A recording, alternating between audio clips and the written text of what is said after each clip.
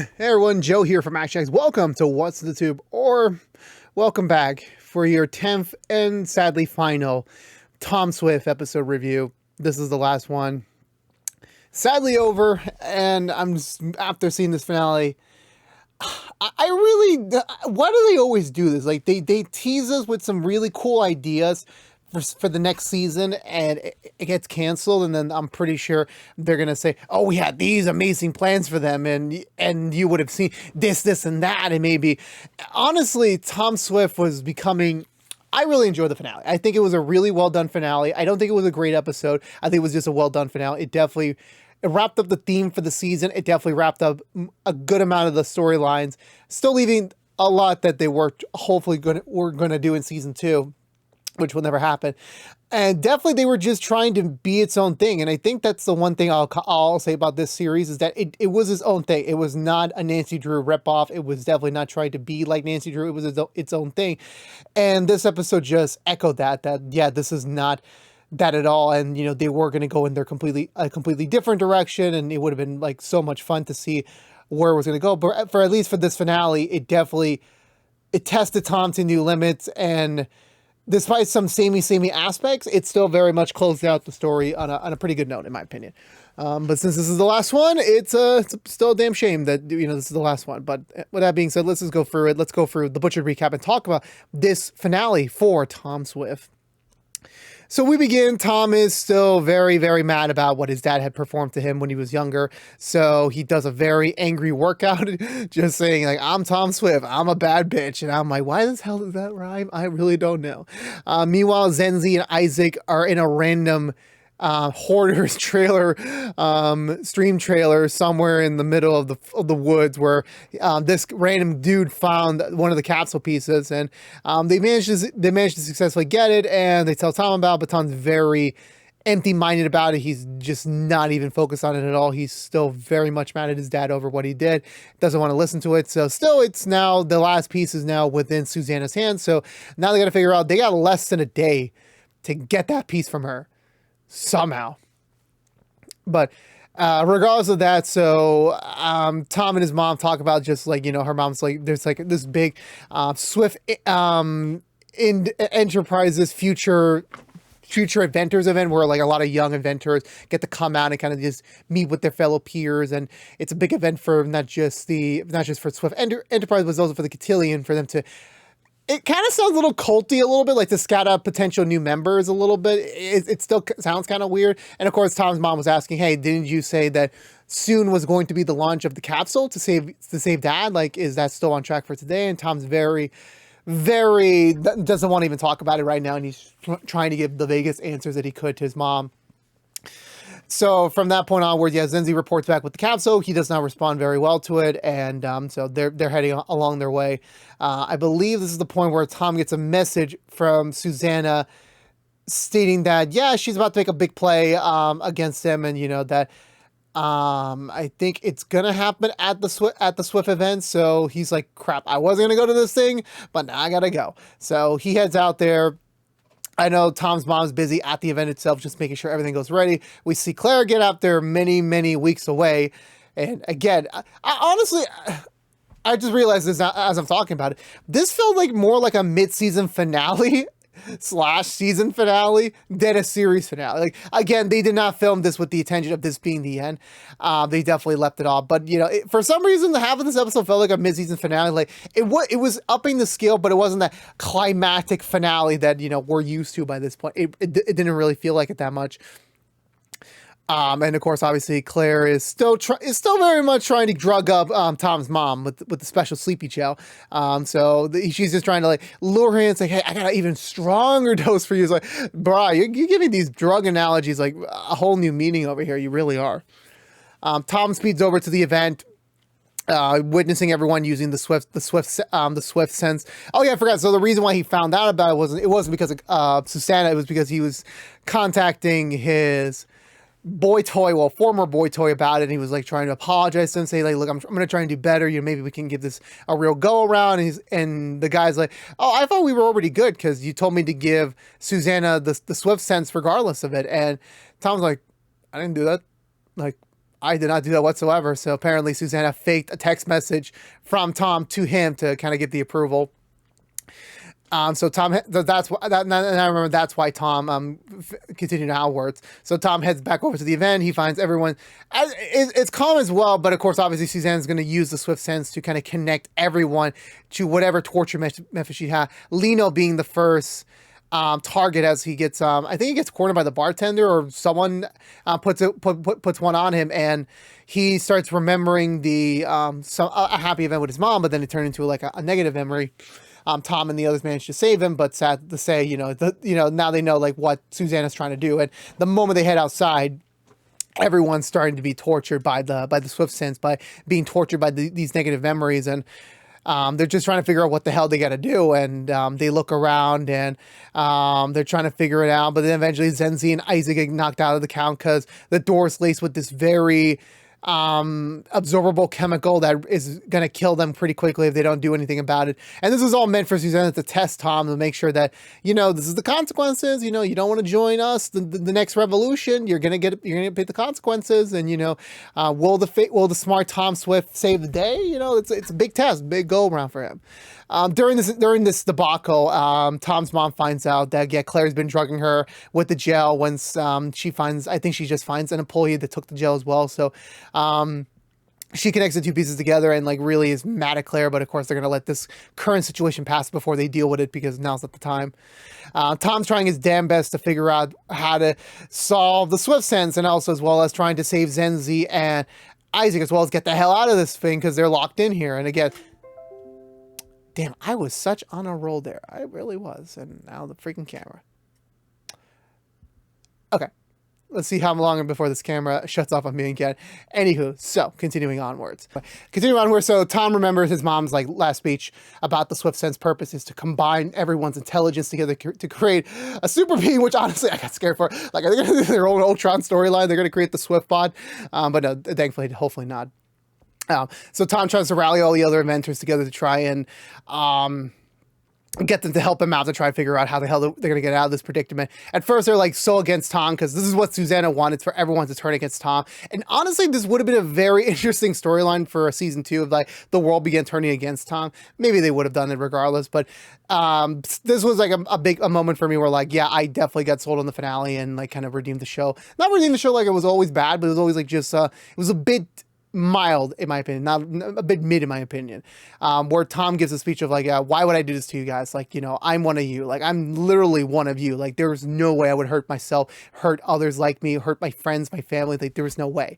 And this is enough to convince everyone to rally together, use the Swift Sense to combine all their intelligence together. So they get that done. They solve all the problems in less than 5 minutes. Just imagine if like you actually get all the people that we need to like really fix up the world in like, we can solve this in 10 minutes. Like, we can solve the world's problem in 10 minutes. Like, I'd be like, great, let's do that. But always there's like, well, this thing and that thing, we'll forget about it. So everyone's Zenzi and Isaac are fine. They get healed up. They manage to get out of the doors. Everyone's back to normal. Tom's mom hears the speech and is proud of him. However, Tom quickly just turns on her and saying that, did you know that, Dad tried to like convert me to being straight with these gummies? And she's like, I knew. And at first Tom was about to get mad at her for like knowing this information, now telling him earlier. But she's like, as soon as he told me, I called him out on it, saying that if he tried that one more time on you, I would have divorced him. I would have left with you and Lino. Like, he would never have seen us again. And honestly, that would be like a true motherly reaction because, it was especially just a parent, like a true parent would honor their child and figure out what is the best want for them and what do they want, and you got to respect what they want and the process they're gonna have to go for. Like, for me, I don't have kids yet. I want to have kids someday, of course, regardless if they turn out to be a male, female, transgender, whatever they want to identify as. Like, no, as long as you're happy, that's it. Like, I'm happy for you to be happy. So that's my stance on it. And she was telling him like, yeah, after that moment, that was definitely his last line, that like, after that moment he attempted to change, and like he was in the process of changing before he left, and that I think right now would be the most opportune time for him to have been a changed man when he comes back. And Tom's still debating. He's like, I'll go and try, but there's no guarantee he's still going to go through it. But so he drives out in a very nice orange car, very nice. Barclay intercepts the last satellite piece with Susanna's location. They're together. A very weird chase scene occurs.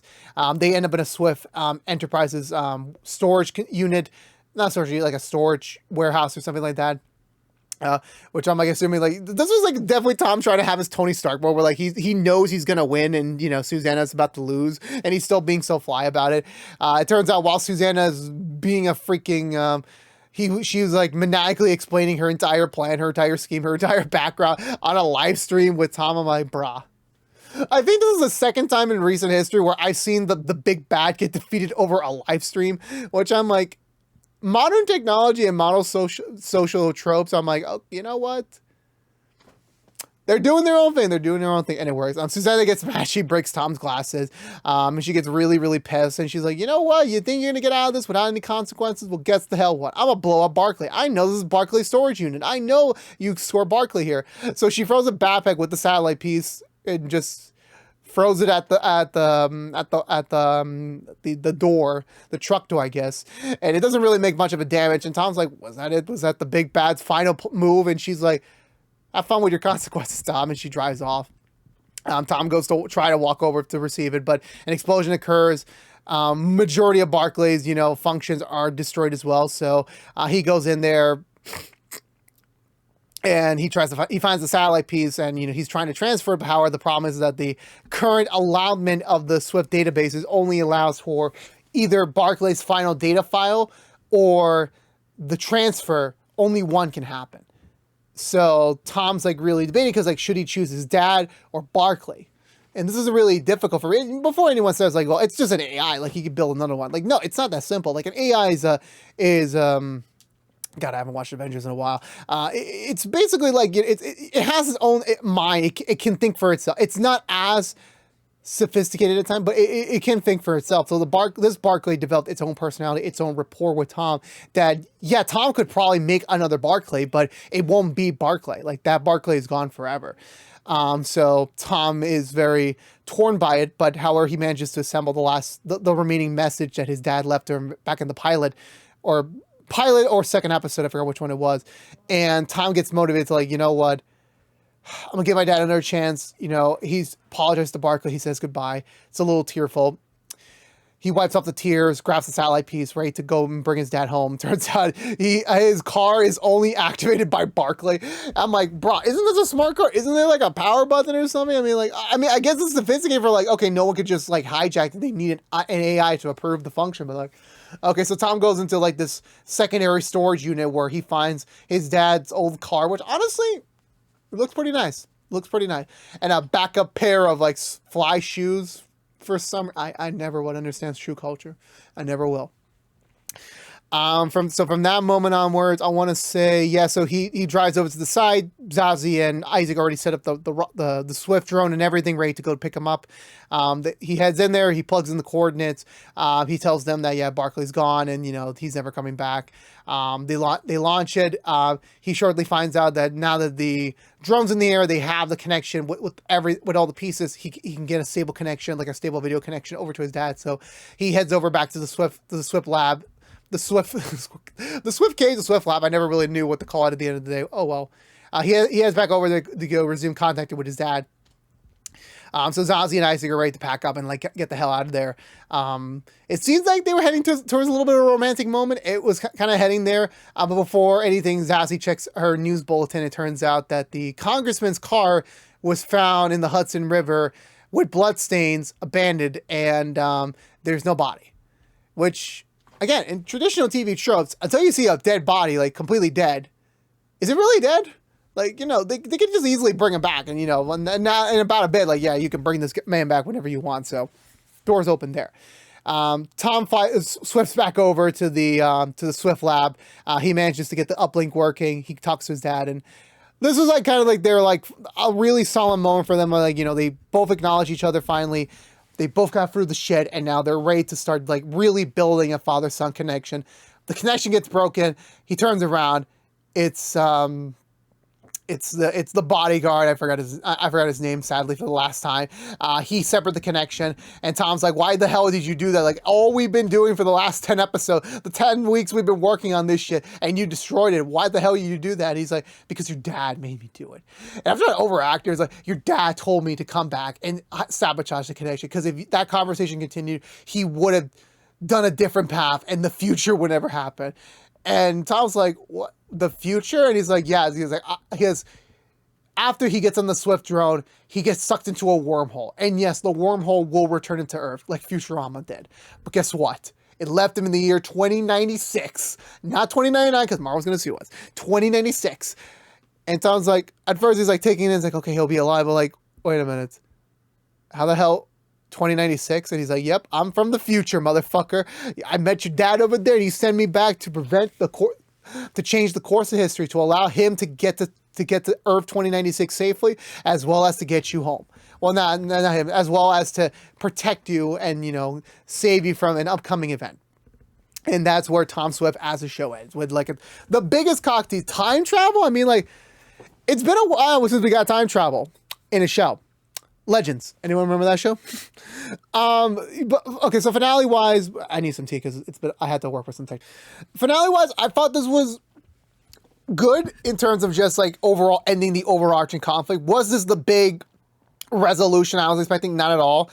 I think Tom and Susanna's last fight was amusing, but it wasn't like that big final fight moment. Plus, again, like the way she said, like, you're gonna suffer a consequence. Barclay is gone. Literally 5 minutes later, Zazie tells Tom, "Oh, I think I might have some backups of Barclay in my storage, because when you activate Sci-Ho protocol to allow me to have access to him, I guess I saved some of his files."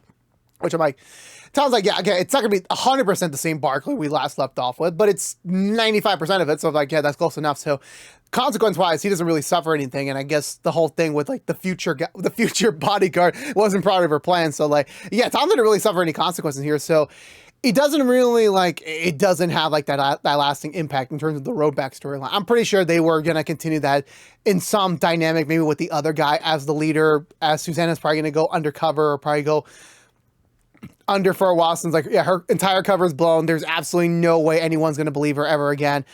So they would have definitely left the road back open to something down the road. So in terms of that conflict, like I thought that was an okay resolution, but it definitely was not like.